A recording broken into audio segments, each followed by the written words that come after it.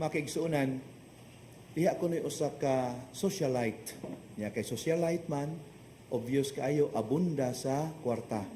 Apan kaluoy apike sa hitsura. Usa ka adlaw niya na nakahukom siya nga iyang i-commission ang bantugan nga national artist aron paghimo sa iyahang oil portrait kay gusto niyang ibutang dito sa sala sa iyang bag-ong mansyon. Og sa diyang nahumana, iya kining gitan-aw, ug daw nasagmuyo siya. Og uban sa kasuko, iyang giingnan ang iyang gi-commission nga national artist, "Sir, this portrait does not do me justice." Yun sa man paghimo nimo. O kauyon sa itsura, "This portrait does not do me justice."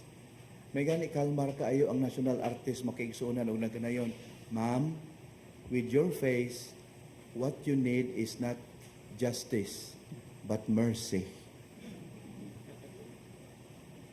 Mga kaigsuunan, giunsa man paghulagway sa divine mercy sa liturhiya sa pulong niining atong panagtigom karon.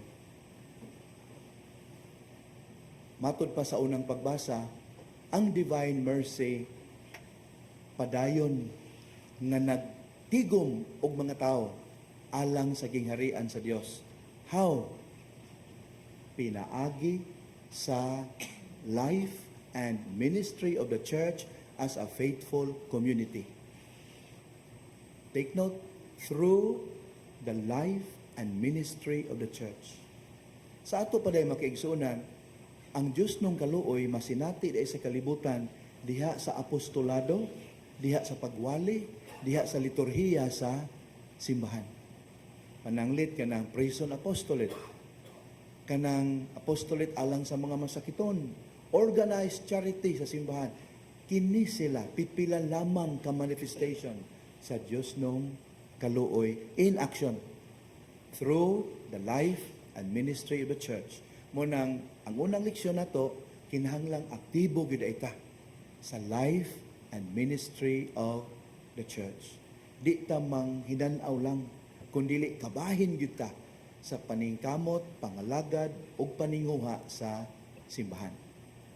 Matud pa sa Salmo Responsorio makaigsuunan, ang divine mercy hulagway sa Dios nga kasaligan.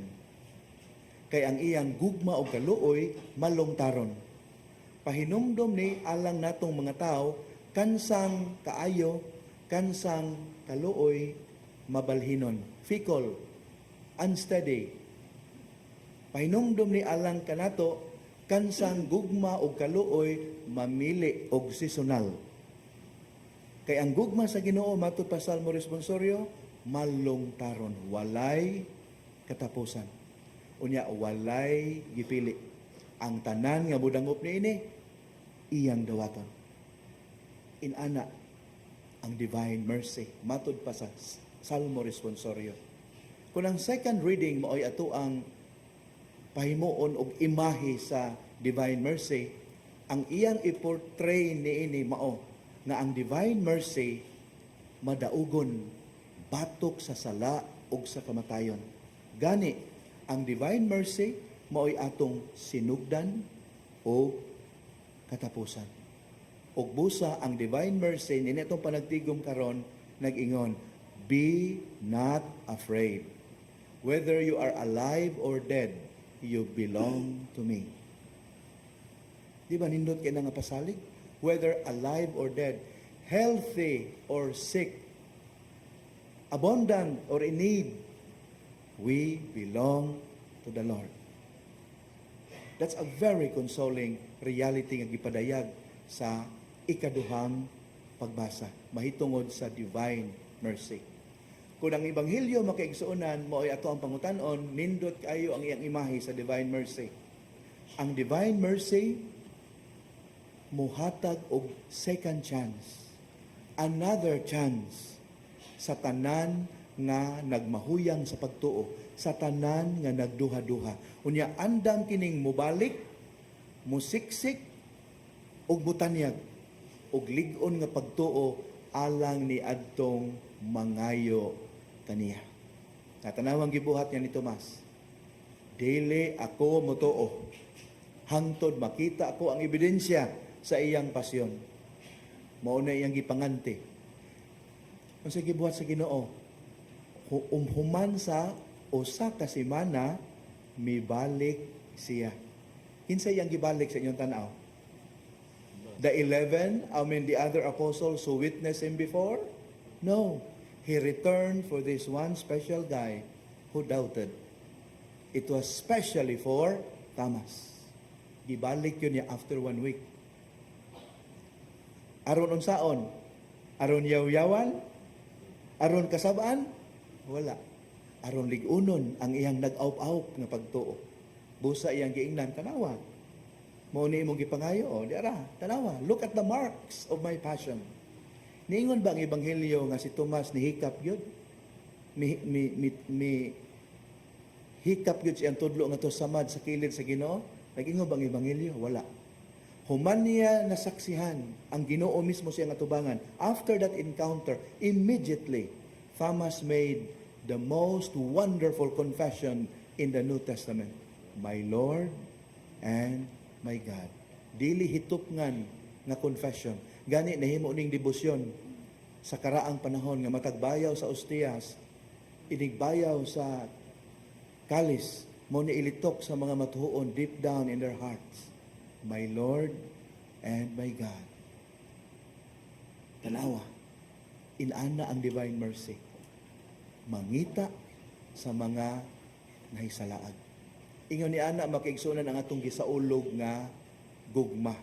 Busa ang say hagit niini alang kanato. The challenge is for us to become the image of this divine mercy. Alang ni atong walay pagtuo o alang ni atong nagmahuyang sa pagtuo. Kinsay gidudahan ni Tomas? Karohon tani. Let's put the record straight. Kinsay gidudahan ni Tomas? Si Jesus nga siya mabanhaw o ang testimonya sa iyang kauban nga mga tinun-an mahitungod sa nabanhaw nga Ginoo? Which is which? The former, the latter? The latter. Taruhon na to na. Wa siya magduda sa gisulti sa Ginoo. Ang gidudahan niya ang istorya, ang asoy sa iyang mga kauban. And rightly so. Why? His companions were like him. Unreliable, unbelievable. Maingon tampunga.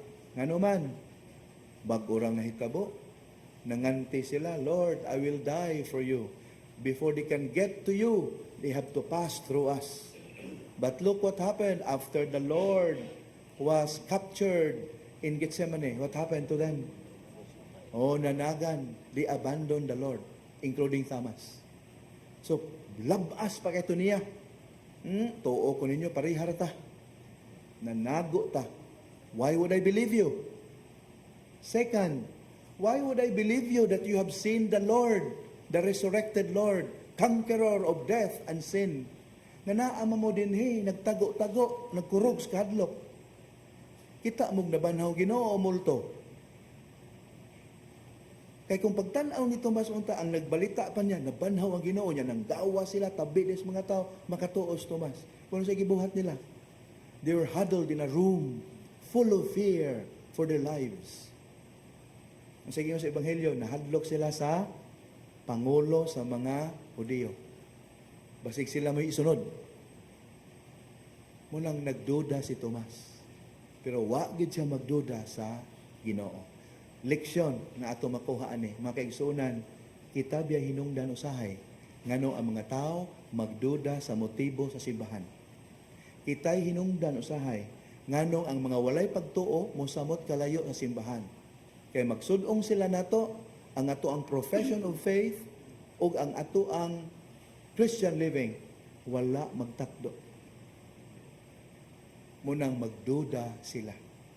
Muna atong pangayoon ng grasya, Ginoo, gamhan mo unta kami sa imong Dios nung kaluoy.